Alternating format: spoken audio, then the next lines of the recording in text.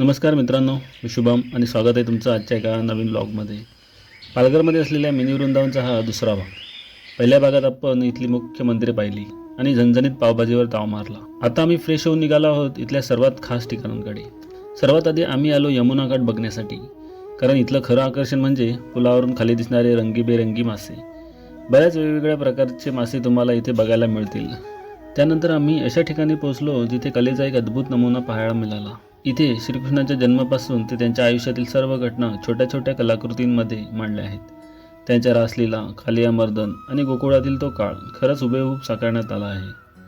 पुढे चालत गेल्यावर आम्हाला गोवर्धन पर्वताची प्रतिकृती दिसली. श्रीकृष्णाने ज्याप्रमाणे करंगळीवर पर्वत उचलला होता तो प्रसंग इथे अतिशय जिवंत वाटतो. शेवटी आम्ही एका अशा मंदिरात पोहोचलो जिथे राधाकृष्ण झुल्यावर विराजमान होते.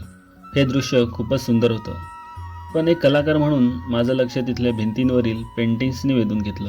मोर, हरिण आणि गवळणी यांची खूप सुंदर सुंदर चित्रे इथे काढली आहेत. इथला निसर्ग आणि ती शांतता बघून मनाला खूप प्रसन्न वाटते. निसर्ग, भक्ती आणि कला यांचा असा संगम खूप कमी ठिकाणी पाहायला मिळतो. थोडा वेळ तिथे बसल्यानंतर आम्ही निघालो घरी जायला. जाताना आम्हाला हे सरबतवाले काका दिसले. सरबत पिऊन आम्ही आलो घरी. आजचा व्लॉग तुम्हाला कसा वाटला कमेंटमध्ये नक्की सांगा. आणि हो, व्हिडिओ आवडल्यास व्हिडिओला लाईक करायला विसरू नका. चला तर मंडळी, आजच्या व्लॉगमध्ये बस एवढंच. भेटूया नेक्स्ट व्लॉगमध्ये. तोपर्यंत बाय बाय.